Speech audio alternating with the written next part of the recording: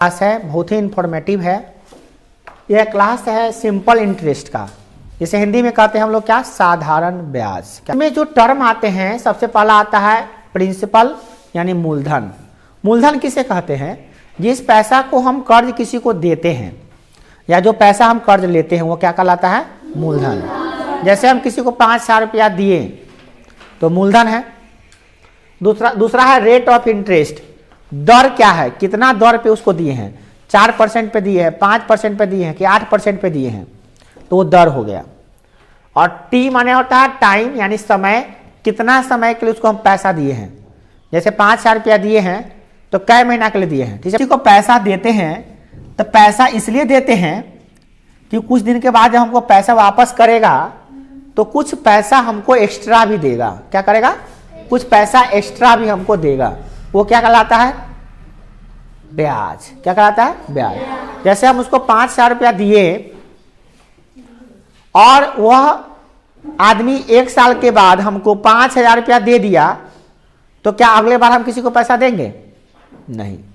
5,000 रुपया दिए, 1 साल के बाद हमको वापस कितना किया? वो 5,000 रुपया। तो कौन लाभ हुआ आपको? जो लिया उसको तो लाभ हो गया, काम कर लिया अपना, मगर आपको क्या लाभ मिला? कुछ मिला नहीं। उसके बदले में अगर कुछ दे देता है, जैसे कि 500 रुपया आपको दिया एक्स्ट्रा, तो कहिएगा चलिए 5,000 रुपया दिए थे तो 5,000 रुपया हमको मिल भी गया, 500 रुपया एक्स्ट्रा भी मिला है, तो ये हो गया आपका ब्याज। क्या हो गया? ब्याज। इसीलिए किसी को कोई पैसा उधार देता है, कुछ लोग दोस्त होते हैं, रिश्तेदार होते हैं, है ना, तो यही लिखा गया यहाँ पे, जो पैसा हम उधार देते हैं या लेते हैं उसे मूलधन कहते हैं, और मूलधन के साथ जो हमको एक्स्ट्रा पैसा मिलता है उसे ब्याज कहते हैं। और जो मूलधन और ब्याज को हम जोड़ देते हैं, यानी 5,000 रुपया हमको मिला मूलधन और प्लस में 500 मिला ब्याज, तो दोनों मिला दिए तो कितना हो गया? 5500। वो हो गया मिश्र धन। क्या हो गया? मिश्र धन।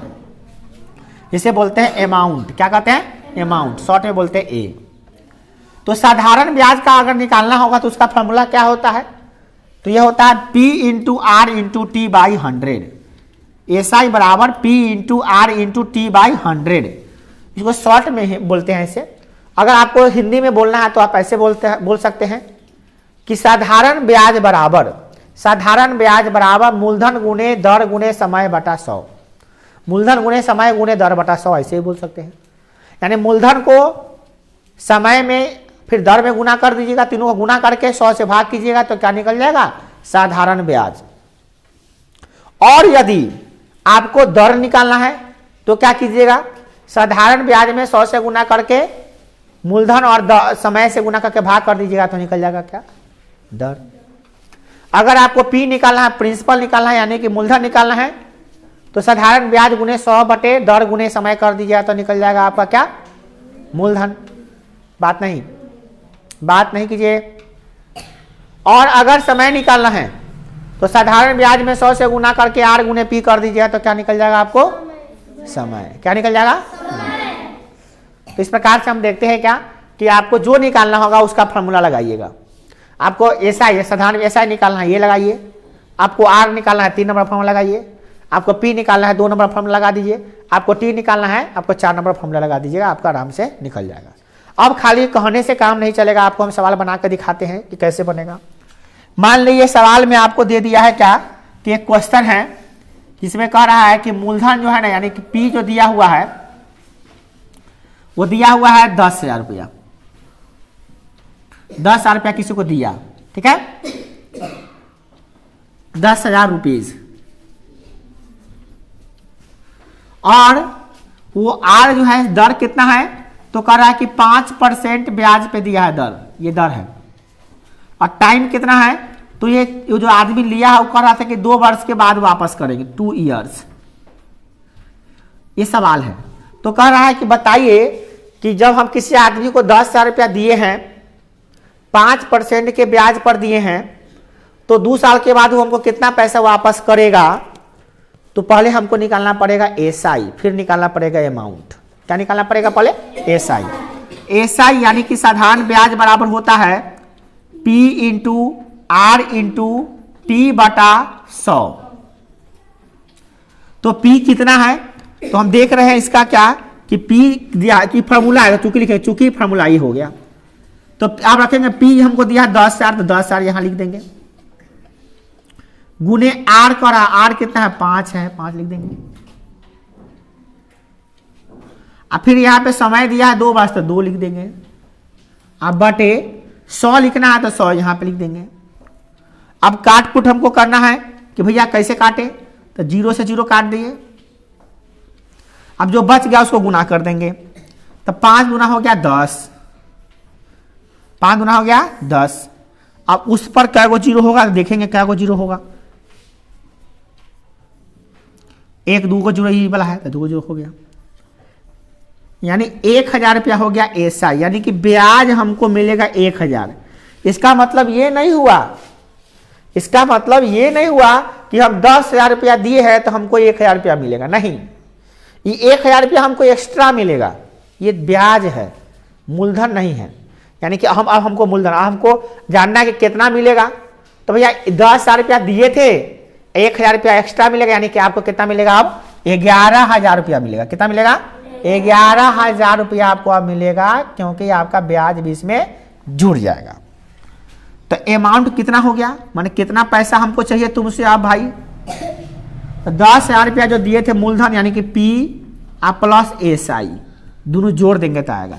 इसीलिए अमाउंट बराबर फॉर्मूला हो गया, जो वहां पे नहीं लिखे थे, एक नया फॉर्मूला आपका बन गया। अमाउंट बराबर क्या हो गया, तो P into P plus SI, मूलधन में दर को जोड़ दीजिए, दर कहते मूलधन में ब्याज को जोड़ दीजिए।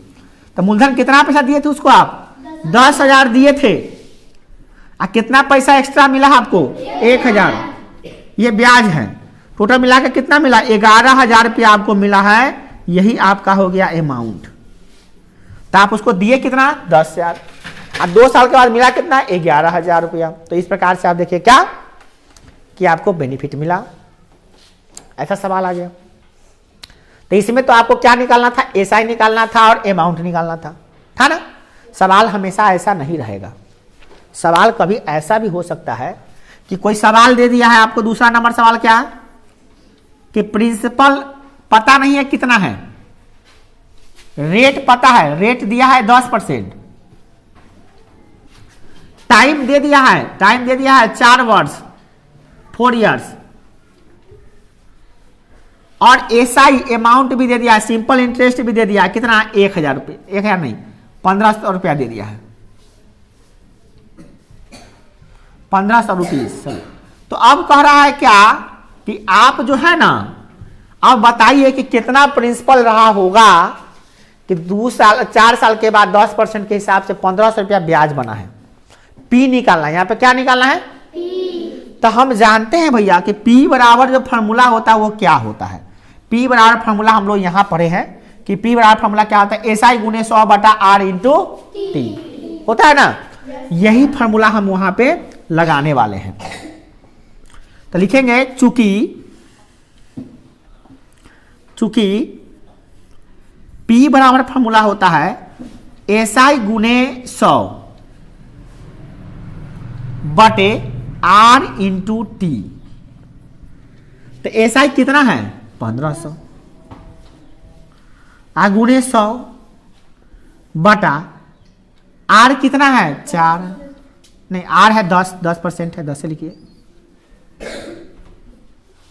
परसेंट यहाँ नहीं लिखते हैं, 10 लिखते हैं। समय कितना है 4, अब हम काटेंगे, 4 से काट देंगे, 25 चौका 100, आज 0 से 0 है वो कट गया, तो ऊपर कितना आ गया 25 गुने 15 करेंगे, तो 25 में 15 से गुना कर देंगे, 15 10 2 12 5 2 5 7 3 375 पर का गो जीरो, एगो जीरो ही वाला। इसका मतलब ये हो गया कि 3750 रुपया था जो ना मूलधन था, यही निकल गया आंसर। क्या निकल गया आंसर।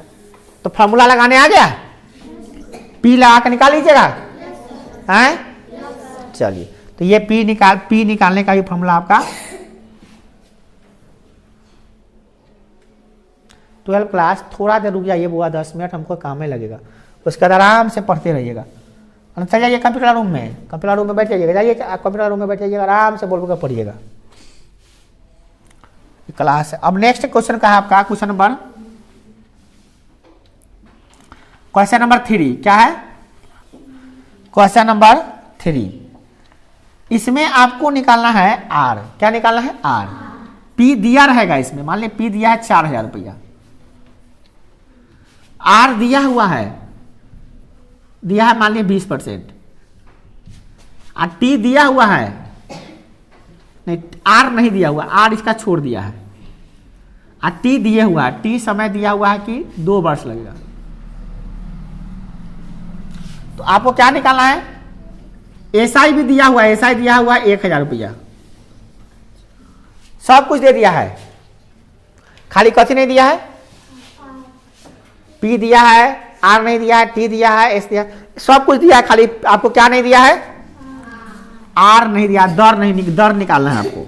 तो आप जानते हैं चूंकि आर यानी कि दर बराबर फॉर्मूला क्या होता है? तो एस आई गुने 100 बटा पी इंटू टी, ये फॉर्मूला होता है।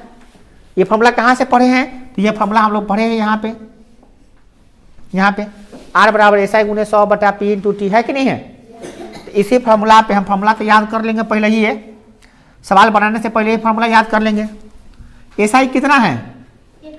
1000 गुने 100 बटा पी कितना है? 4000, इंटू टी कितना है? 2। काटेंगे 0 0 0 0 0 0, कट गया। 25 चौका 100, कटेगा ना 12.5, कितना आ गया? 12.5% आया। 12.5 होता है, 25 का दिया, कटेगा ही नहीं। आया समझ में कि नहीं आया? तो ये दर निकल गया। क्या निकल गया? दर निकालने आया कि नहीं आया? अब एगो सवाल और हो सकता है टी निकालने वाला, कोई बात नहीं है। तो उस सवाल में क्या दिया होगा? पी दिया होगा, हाँ पी दिया होगा, मान लिया पी दिया 8000 रुपया, आर भी दिया होगा, मान लिया दे दिया 20%, और टी पता ही नहीं है क्या है, और एस आई दिया हुआ है, एस आई भी दिया हुआ है कितना? तो ये दिया है कितना? 2000 रुपया। अब कहा टी निकालो, टी कितना होगा? निकाल लेते हैं टी। चूंकि टी बराबर फॉर्मूला क्या होता है? एस आई गुने 100 बटे पी इंटू आर, होता है कि नहीं होता है? उसको समझाइए, पिटाई खाएगी, पिटाई खाएगी बउआ छड़ी से। एस आई कितना है? 2000 गुने 100, और पी कितना है?